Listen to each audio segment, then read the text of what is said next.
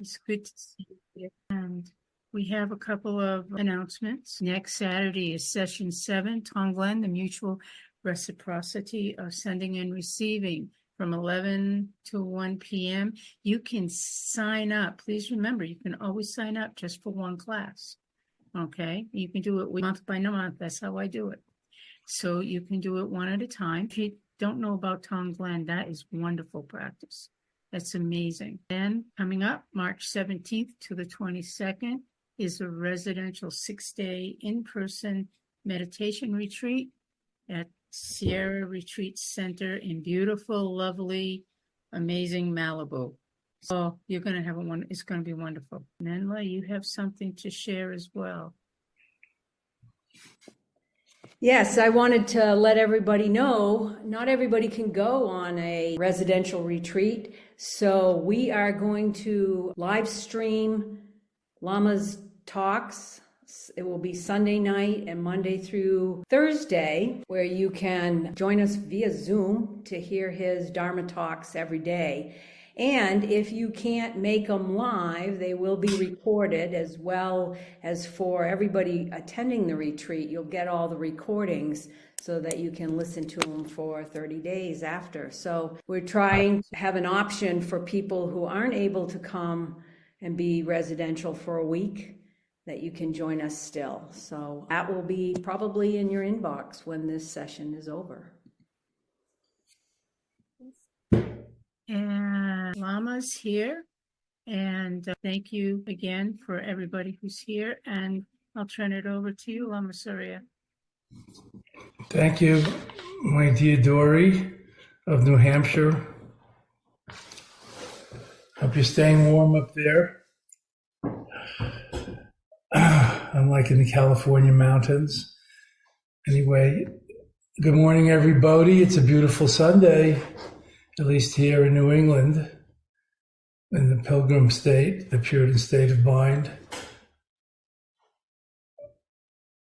Let's begin with a few moments of silence for all those suffering in war-torn places, such as Gaza and the Ukraine and other places, and afflicted and suffering in other ways in the world, too numerous to go into at the moment,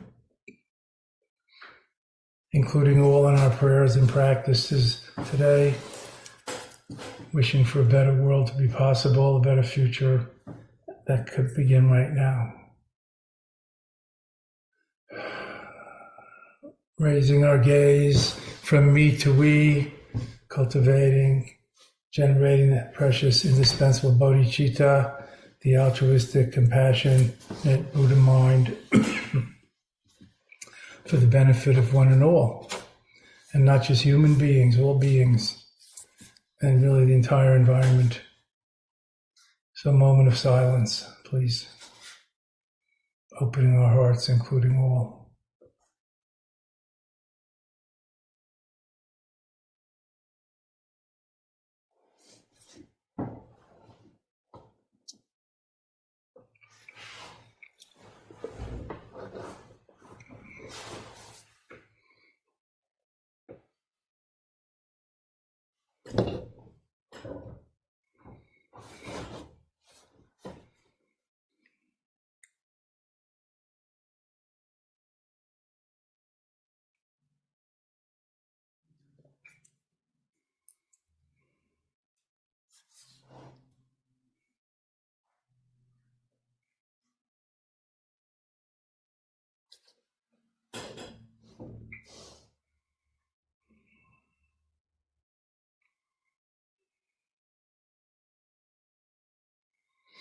Invoking and inviting the blessings, inspiration, guidance, protection, wisdom, teachings on all those on high, all the Buddhas and Bodhisattvas, Dakshas and Dakinis, Dharma guardians, angels, archangels, local deities, nature sprites, all that's good and true and wholesome. coming down into us, if you look at it that way, emerging, blossoming within us like a lotus from the mud, if you look at it that way, invoking our higher power by whatever name, our inner power, as Buddhists might say, immanent Buddha nature, original goodness, not original sin, original goodness, our own intrinsic Buddha-ness, Imaho. May all realize it and benefit by it. Thank you.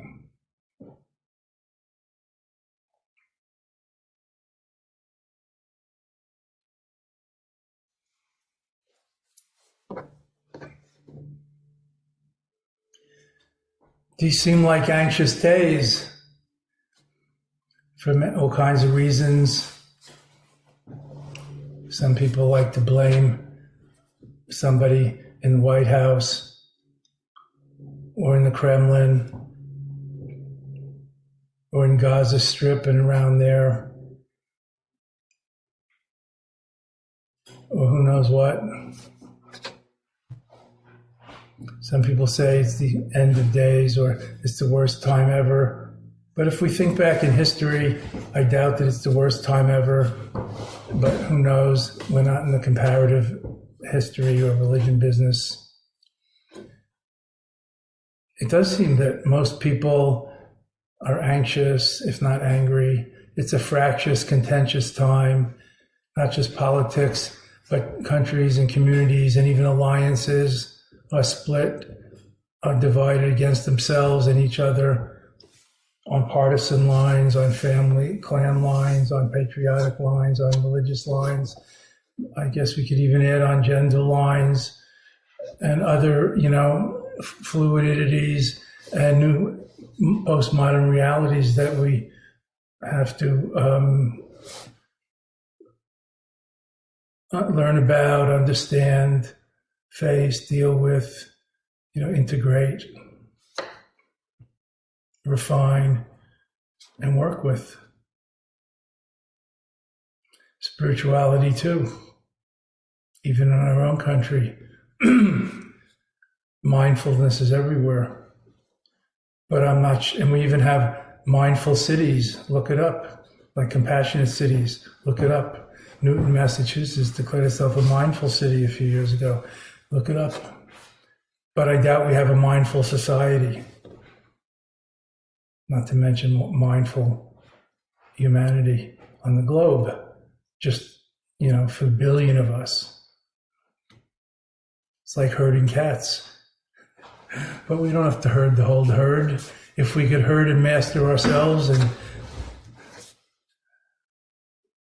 direct and harness and course correct and channel our own energy, it could be very good, effective, productive, beautiful. And then sharing that with others. Nobody can do it alone. We're all interconnected, interdependent, into being. So channeling and course correcting and cooperating and collaborating and learning together, very important. Of course, we all have our different ways of looking at things, beliefs, and backgrounds. It helps me to get close to understanding, or at least being more tolerant of other people with their very divergent views or beliefs or even actions. When I look into a little deeper and where they're coming from, and I realize, as I've said before, if I grew up there, if I was brought up that way, if I had those inner and outer causes and conditions, the genes, the chromosomes, the gender, the nationality, the education, the family, the local religion, then of course I would be doing what they're doing. Just like where I grew up, I did what everybody else did in the suburbs, was in Little League, Boy Scouts, and went through high school and college, etc. Went to summer camp in the summer and all the rest. So that really helps me to equalize self and others, as we call it in the Lojong or Tonglen tradition. Lojong, mind training, spiritual refinement, attitude transformation, Lojong. Tonglen, giving and sending. giving and receiving, or sending and I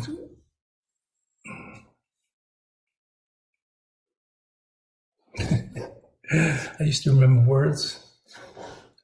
Breathing out and breathing in, sending and receiving, giving and taking, that's it, and so on. But moving towards the principle of equalizing self and other, exchanging self and other, learning to see things through the other's eyes, empathizing, leading to compassion, etc.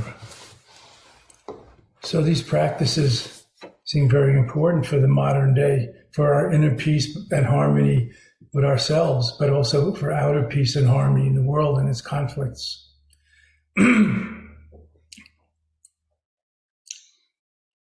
There's a lot of, obviously, violence and injustice and oppression, individual and, local, but also systemic, that we have to consider, I believe, if we want to course correct or rebalance this agitated, erratic environment we have due to global warming and climate change that we've only recognized in the last few decades, that only seems to speed up and get worse, it seems, at least from the scientific information I see. I know people have different sources of information. Anyway, spiritually speaking, very similar. But it's now or never, as always. We're alive now. This is the time. This is the place. We're the people. It's good to learn about history. I don't know if history exactly repeats itself, but Mark Twain or some other wise guy said, but history rhymes. There are patterns, there are repetitions, there are waves. It's good to learn the lessons. Otherwise, you have to get left back and do that class again. Similarly, in a jokey sense, with rebirth, if we don't learn the lessons in this life or get liberated, etc., we might have to repeat the same class. We'll come back to continue. Anyway, well, that's a little out there. Here, in our garden, cultivating our garden today, we're having a little guided meditation. I'll try to leave some time at the end for Q&R, question and response, and start with a little chanting and praying, and hope for the best. Good luck. Buckle up. Don't take it so seriously, or it ain't much fun. This is a joyous dharma of awakening, of freedom and liberation, not a penance, not a chore.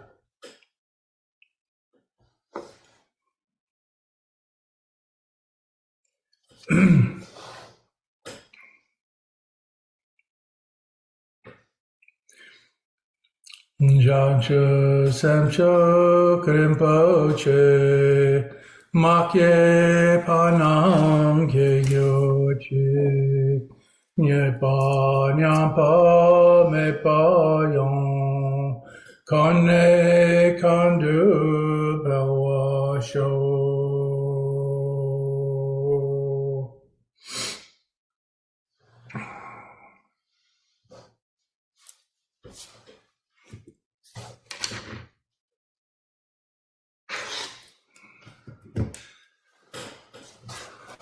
May all beings everywhere be awakened, liberated, and free, and may we all together complete the spiritual journey. Oh, look, I think that was the translation, Dora, you just passed, of the prayer I chanted.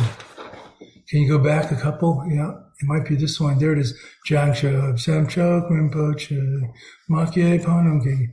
May the pure, all together now, may the pure, brilliant sun of bodhicitta dawn in each and every heart and mind, dispelling the darkness of suffering and confusion unstoppably, until all are illumined, awakened, liberated, delivered, free.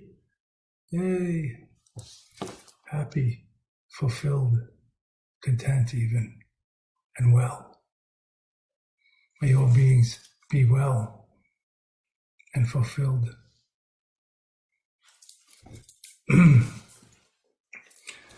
Now start breathing, just breathing. If you haven't already, breathing is a very important Buddhist practice.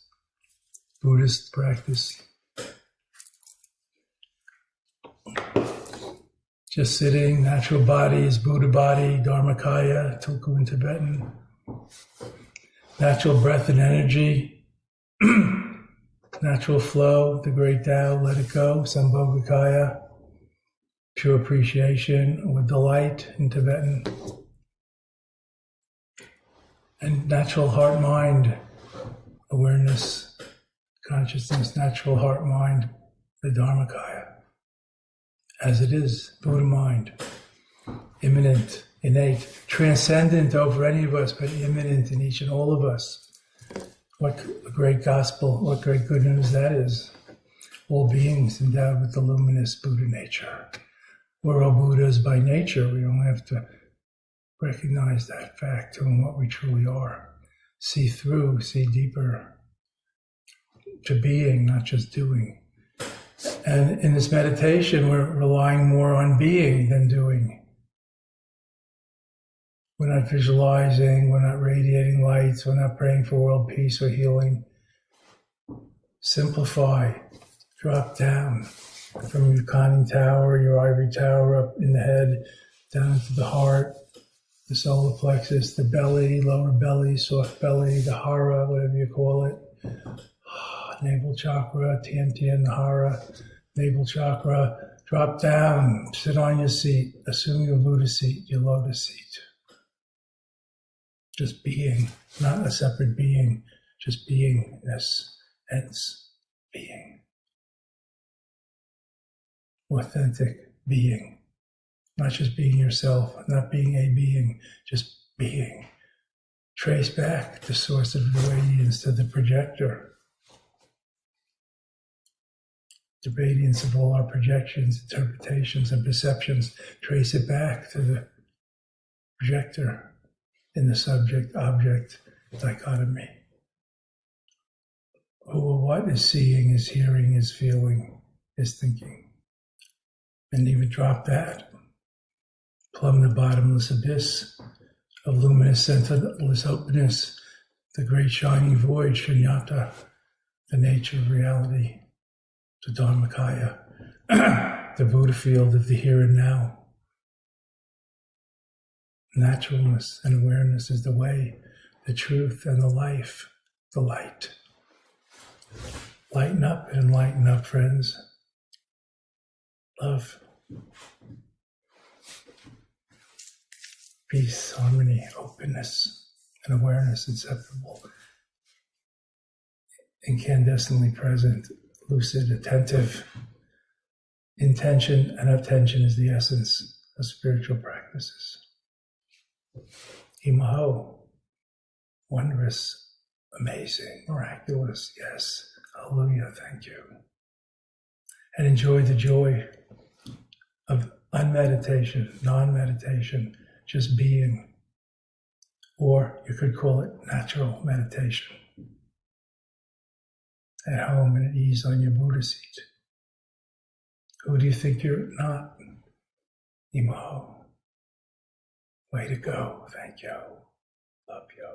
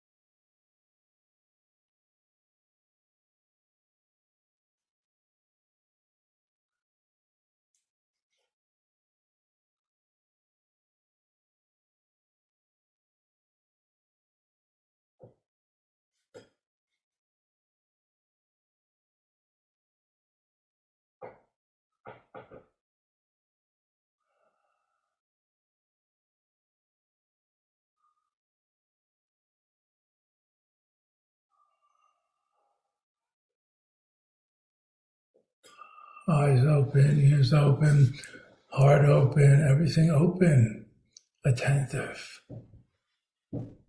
friendly, not rejecting, not going after it, not indulging, equanimous, even-minded, balanced, spiritual detachment,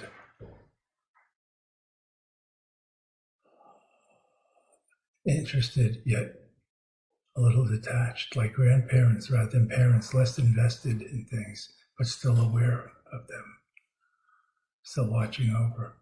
Metta means friendliness and openness as well as loving kindness. Check it out.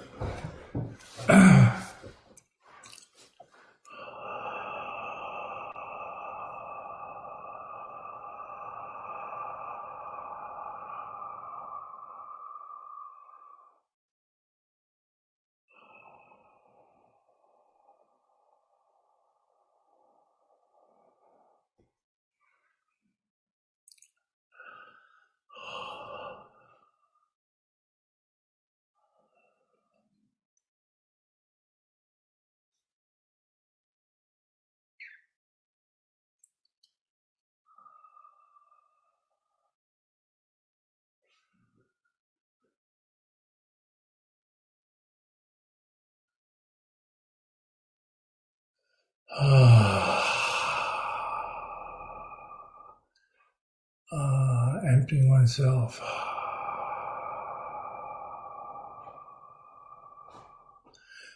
The less of me, Lord, the more room for thee.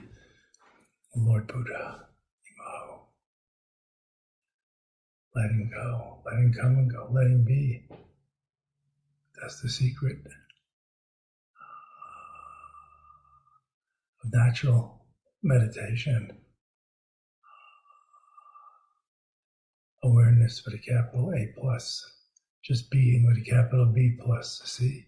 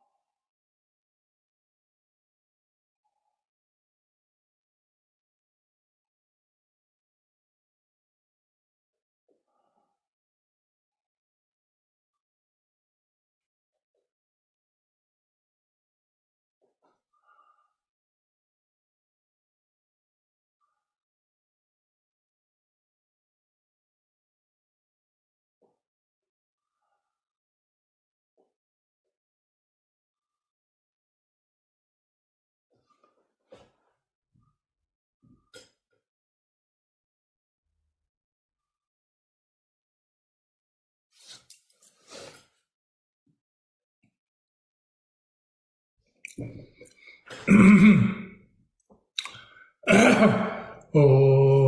Tare Turiye So Om Tare Turiye So Om Tare Turiye So Om Tare Turiye Soha. The female Buddha Tara's mantra. Om Tare Turiye Soha. Om Tare Turiye Soha. Om Tare Turiye Soha. Om Tare Turiye Soha. Om Tare Turiye Soha. Tare Turiye Soham Tare Turiye Soha. Om Tare Turiye Soha. Om Tare Turiye Soha.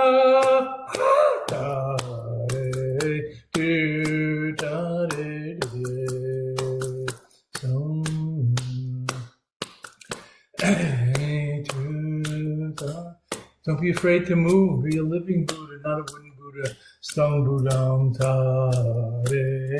Harmonize, simonize, galvanize into the realize. Oh, Om Tare Turiye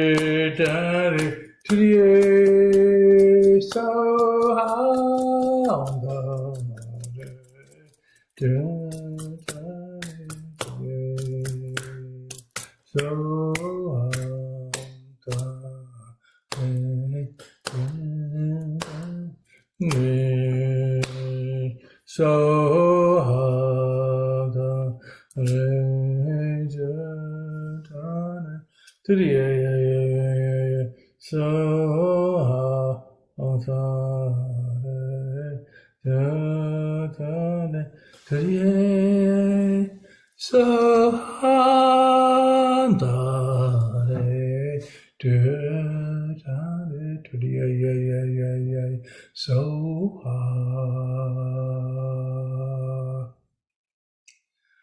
Homage to Tara, the female Buddha, mother of all the enlightened ones, womb of enlightenment.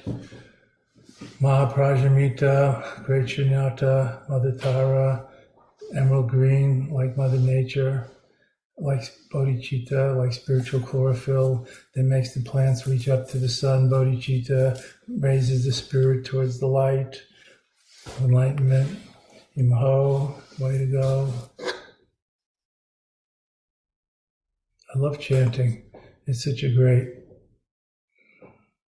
body and speech and energy and mind and soul practice involving the breathing and the focus and samadhi, concentration and awareness and a little bit of prayer and a little bit of aspiration and a little bit of gratitude and a little bit of humility, lowering ourselves and asking for help. That's not so easy for everybody to lower yourself and ask for help. We're so proud and try to be independent, maybe too much sometimes. Tara's very helpful. She's known as the guardian goddess of Tibet, or more profoundly, guardian of the high ground, which is within, not just in Asia, the high ground.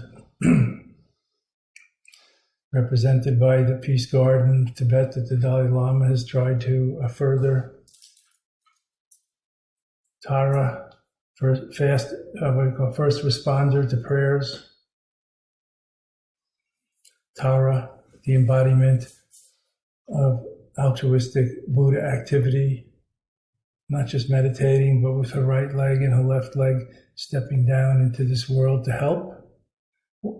Her right hand and her right leg stepping down to help, while her left hand and her left leg is still up in the lotus posture, meditating, symbolizing like the ocean never leaves its bed, even if there are waves or icebergs.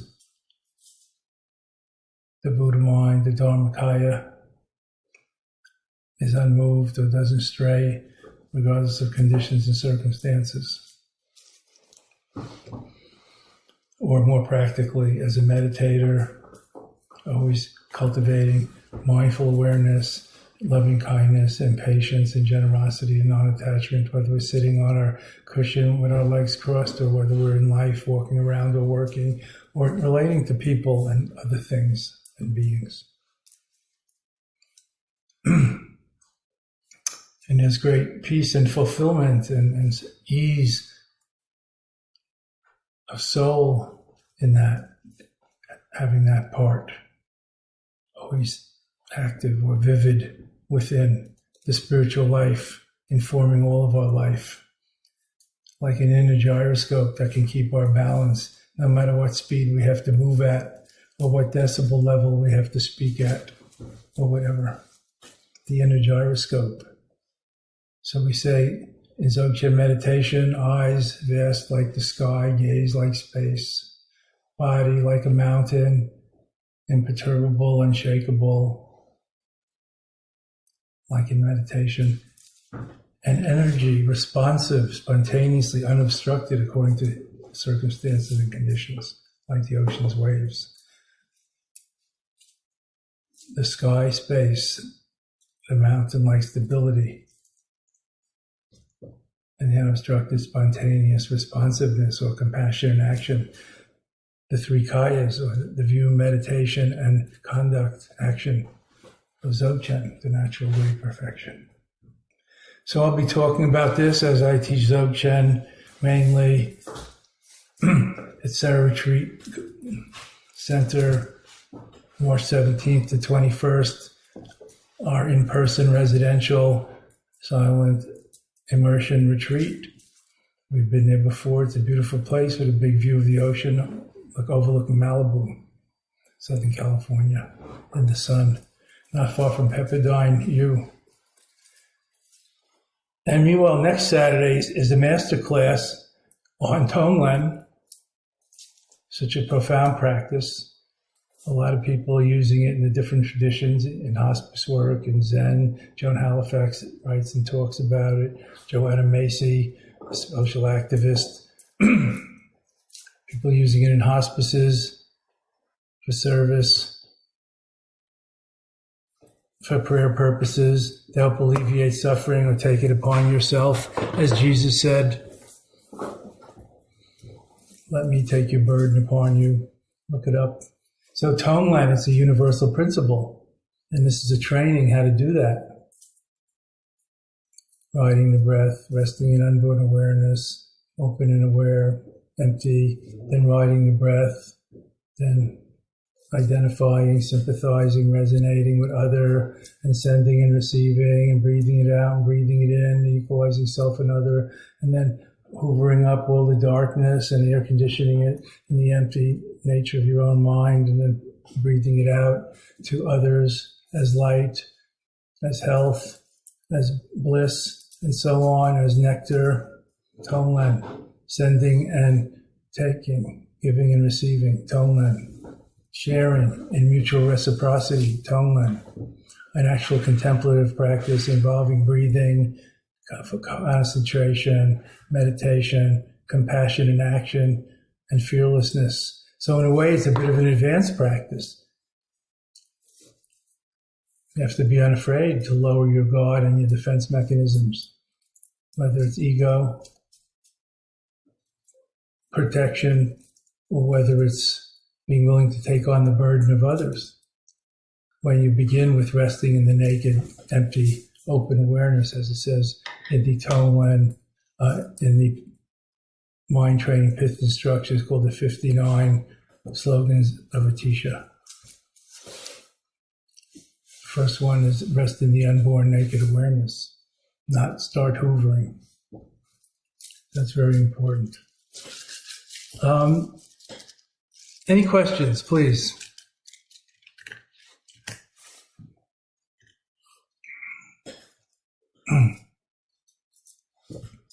Don't have any questions as of yet, Lama. Anyone has any questions, please send them to me. I see there's 5 things in the chat room, I've but got one now. What are pointing out instructions? that's a little esoteric. Specifically, it's from Mahamudra and Dzogchen, the advanced teachings of Tibetan Buddhism of Vajrayana, pointing out your true nature. It's like an initiation or an empowerment that esoteric societies throughout time, have used for their members. In this case, it's the master, the guru, the realized teacher introducing the student, the disciple, the chela to something they don't see themselves in themselves.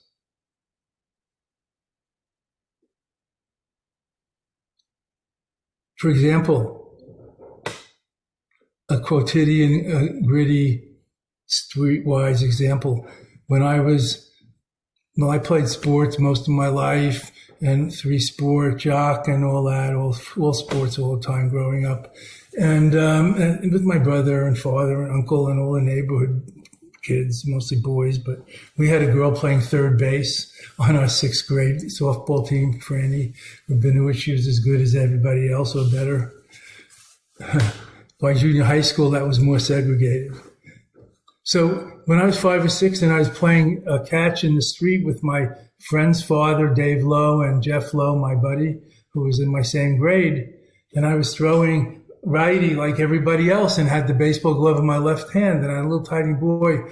And I don't know, dare I say, I was throwing like a girl. And Dave Lowe, who was about 45, he introduced me to the nature of my true left hand. He said, why don't you try it lefty? I think you're a lefty. And I hadn't even had that concept. And I tried it lefty, and guess what? I was throwing like a pitcher in Little League within a few weeks, which I became. So that's like an introduction to something that's already within you. So now let's jump to the highest non-dual mysticism about no separation of you and Buddha. If the guru waves a crystal or bops you on the head or does something startling, he might startle you beyond your ordinary conceptual mind into discovering who and what you truly are, something you already have, like like Buddha nature, or something like my leftiness. Now, I don't know if you're born being lefty. I'm just telling my story. That's a little example.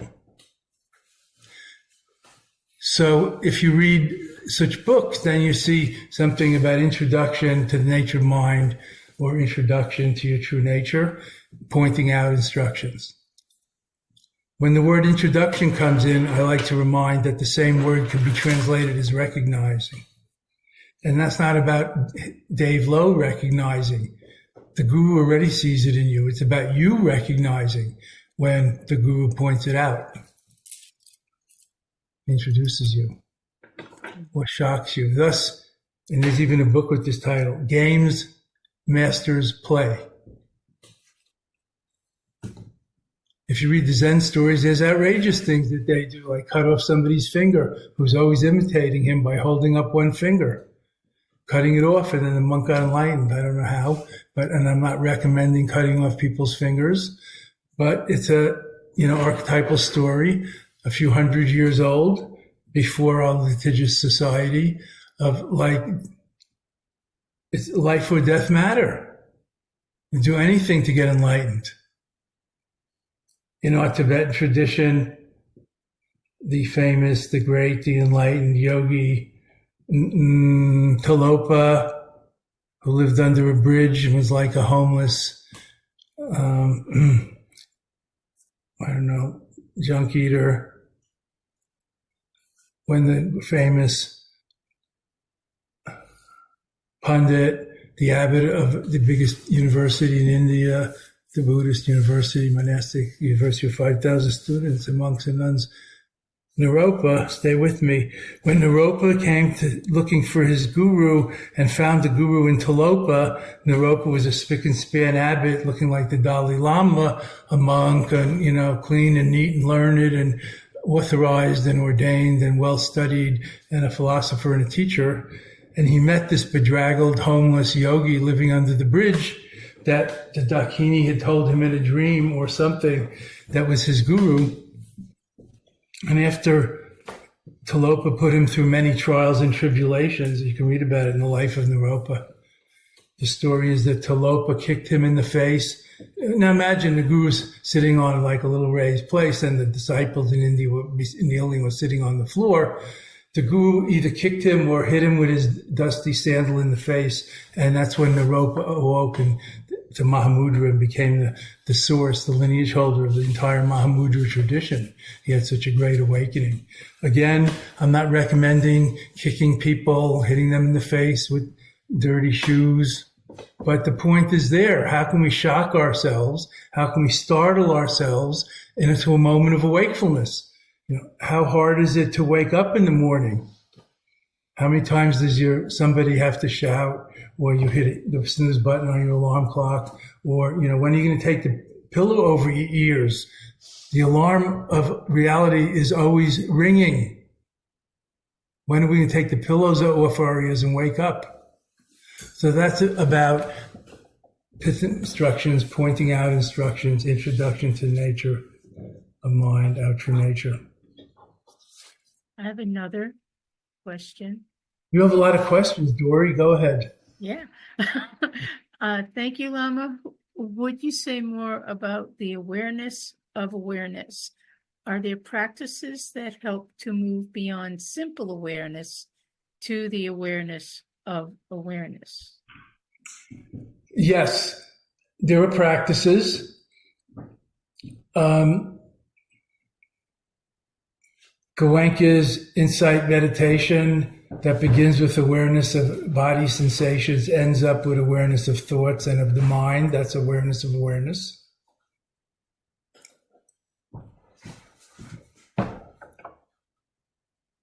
TM, Transcendental Meditation, which everybody who knows about it would say that's all about chanting one mantra that they give you. But more advanced, when you do it for years and years, then you get to the point where you don't chant the mantra and the mantra goes inside while you're meditating, focusing by itself. And then after a while, there's just no mantra. There's just that awareness of the awareness, that mantra, like you're in that zone. So that's an awareness of awareness. Now let's zoom in to our tradition in Mahamudra and Dzogchen.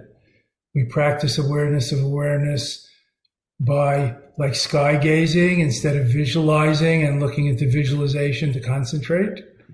So we're kind of looking at emptiness or openness to introduce the fact that it's just awareness, that we're observing, we're feeling, or perception, we're aware of perceptions. Now, if you go deeper into it, like if you look into the clear light behind your eyelids, that's awareness of like the shimmer or glimmer of the Dharmakaya mind. So, it's not really a thing. And many people would say it's dark in there. But if you really look, it's kind of phosphorescent. So that's a good place to go into awareness of awareness, not visualizing, not chanting, not concentrating on your breath, not physical sensations or sweeping the body for sensations. Breathing into the light, becoming the light, going beyond subject-object dichotomy. That's awareness of awareness. Awareness, aware of awareness. Awareness is the subject.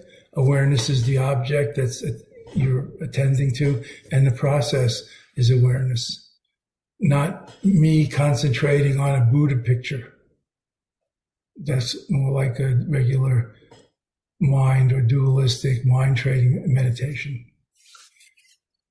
So if we went even deeper, it's very, formless. It's just like if you read J. Krishnamurti's books, which are 20 or 30, he was a world teacher. He said he would never accept the role of guru, and he didn't teach any practice.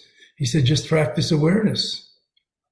And that's hard to do. It's too The air is too rarefied up there for most of us. We need to concentrate on something, just to stay in, just to sit down and meditate for 5 minutes. It's hard to do nothing. It's easier to do something. That's our habit. So it's hard to contemplate nothing or awareness, aware of awareness, but the emptiness meditations focus into that. So like sky gazing or clear light practice or naked awareness, if you can practice just being, like I call it presencing, incandescent presence, that's awareness of awareness, because awareness, is the root. So I hope that's helpful. I know it's a little subtle, but you asked. And that's based on discerning the difference at an earlier stage, discerning the difference between thinking and awareness. Like you can be aware of the state of non-thought also, for example. You could be aware in a lucid dream and maybe not thinking. I ask you, some people discuss, like, are your dreams in color or not? And it's hard to say sometimes. I'm going to ask, do you think in dreams or not? Do you have agency or not? But sometimes there's a kind of awareness. Like, for example, since you remember it, I guess there's some semi-conscious or, unaware awareness in there. Certainly if you're lucid dreaming and you're dreaming while you're asleep, then there's even more awareness of the dream, not things. So this is a profound subject and something worth looking into. Thank you. One more question. Yes. I think we have time for. How do you pick which mantras to chant during the meditation town hall? You mean, how do I pick them, or how do you pick them when you practice, like at home? I think how you pick them. I'm trying to put it back on the questioner. Okay. I mean, do we really want to know how I pick them? I mean, generally, how do you pick a mantra? Somebody gives you a mantra, like in TM, the authorities, the teachers that give you the mantra. In some traditions, the guru gives you the mantra. In Brahmin traditions, it's the Gayatri mantra that only Brahmins have, that the head Brahmin gives you. In Tibetan Buddhism and Hinduism, in most religions, there's different formulas of words. Like in Judaism, we chant, I don't know. What's the mantra? Anyway, I was going to say it's a mantra, but now I can't even think what it is. Shalom maybe is a mantra like Om, if you chant it again and again. In Hinduism, of course, there are mantras. In, Asia, in the Indian subcontinent, there are mantras. That's a Sanskrit word. But, for example, the Eastern Orthodox Church, the monks at Mount Athos, a famous monastery in Greece, and other such monks, they chant the mantra, I'm going to call it a mantra, Lord Jesus Christ, Son of God, have mercy upon my soul. Again and again and again, even their whole life, as they say, till it's inscribed on their heart. So that's exactly what yogis say about a mantra, till it's inscribed in your heart, whatever that means. So that's like a mantra. Mantra, sometimes they're defined as a formula or sacred words of power. That brings power into the equation. Some call mantra something to lean the mind on. Sanskrit man and tra, something like that. So you can rest your mind on the mantra and not think about other things. So I usually introduce mantras, a few simple ones that everybody can know whether they read it or not, like Ah is a one-word mantra, or Om, like Om Ahung, like Om Mani Padme Hung. Maybe you need to read it in the beginning. Simple mantra of compassion. And then Tara, the female Buddha mantra, to get a little feminine energy in here. So those are the ones I usually use in public that everybody knows or can easily learn when you put it on the whiteboard. So that's how I choose it. It's not that mystical, and I don't wait for a voice from above to tell me. And you'll notice the pattern. I don't use the 100-syllable mantra and other 7-line prayer and other complicated ones in public gatherings and meditations. When we're in retreat for a week or two, then there's more time to do other things and learn other things, and for people to find their own best practice or best mantra. So we introduce a few others and chant them together. So thank you, Dory and Menla and all of you. It's nice to get together. It's beautiful in these fractious, contentious, stressful days. And it's beautiful. So keep up the good practice. Let's stay on the path together-ish and keep it together-ish. And be well.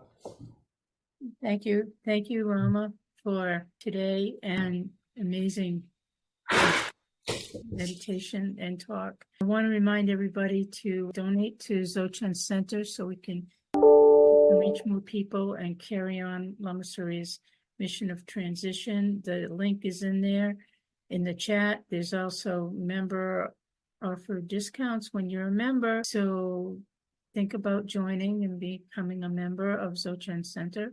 And especially yearly only events are really cool. And access to our members' library. You can read forever. It's awesome. So please consider that. And we have a lot of thanks coming in to Lama. So, and don't forget next Saturday, please, we'll see you for Tonglen. So take care. Thank you very much. Namaho. Namaho.